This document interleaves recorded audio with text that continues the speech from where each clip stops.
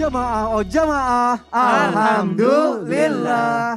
Alhamdulillahirabbil alamin, senang sekali kita masih di Islam itu Indah. Dan pembahasan pagi hari ini Masya Allah bagus banget ya. Ku terima kamu jikanya tadi sudah disebutkan tuh sama guru-guru kita. Dan ini penting banget buat jamaah yang bersiap-siap mau menikah, pantengin pembahasan kita pagi hari ini.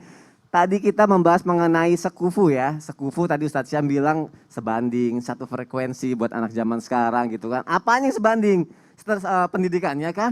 Atau status sosialnya kah? Atau kekayaannya kah? Atau satu suku?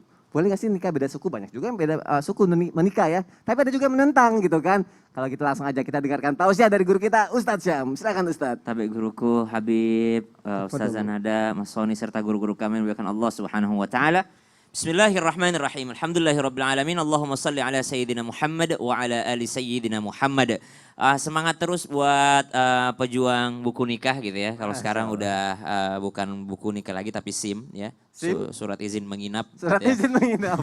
Dan subhanallah ternyata dalam Islam sekufu itu tidak menjadi rukun nikah. Jadi kalaupun tidak sekufu itu sah aja nikahnya. Kalaupun tidak sekufu tetap sah pernikahannya. Jadi kita tidak boleh menganggap bahwa tidak sah pernikahannya. Kapan kita menganggap bahwa tidak sah pernikahannya karena tidak sekufu, maka itu zina terus ya. Jadi kita harus adil dan jujur dalam ilmu gitu ya. Bahwasanya sekufu itu tidak termasuk daripada rukun nikah atau syarat nikah. Namun ternyata sangat mempengaruhi pernikahan.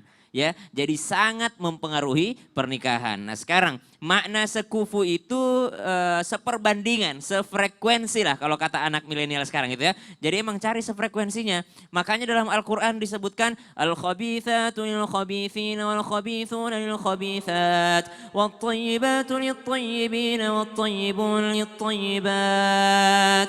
Ya, yang buruk itu akan ketemu dengan perempuan yang buruk. Perempuan yang buruk akan bertemu dengan laki-laki yang buruk. Laki-laki yang baik akan ketemu dengan perempuan yang baik.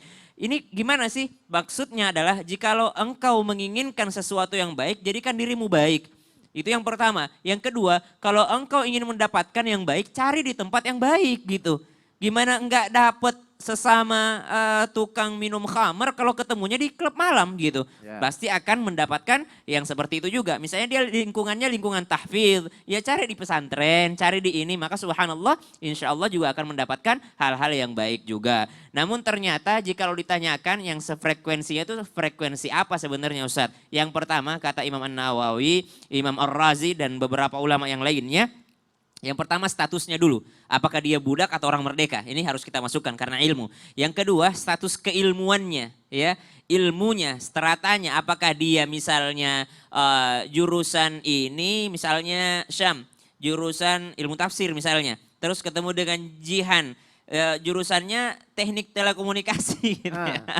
Gak jauh ya. Kelihatannya nggak nyambung gitu kan, nggak sekufu. Tapi ternyata Syam S1-nya komunikasi penyiaran. Gitu. Okay. Komunikasi penyiaran. Dan ternyata imam yang lain juga menyebutkan ada satu syaratnya, walaupun tidak seterata atau tidak sefrekuensi ilmunya, pengetahuannya, tapi dengan niat saling melengkapi, maka itu diperbolehkan. Itu juga bisa termasuk sekufu. Yang ketiga, dalam hal kesalehannya. Dalam hal kesalehannya, para laki-laki yang fasik, ya laki-laki yang fasik jangan kepedean melamar wanita solehah sebelum mensolehkan diri. Ini kan lucu, sukanya lihat yang tidak menutup aurat ya, scrolling yang tidak menutup aurat, tapi cita-citanya pakai cadar gitu. Zoom in, zoom ya, out. Ya zoom in, zoom out, zoom in, zoom out. Cari lihatnya yang begituan, tapi cita-citanya menikah dengan wanita yang solehah.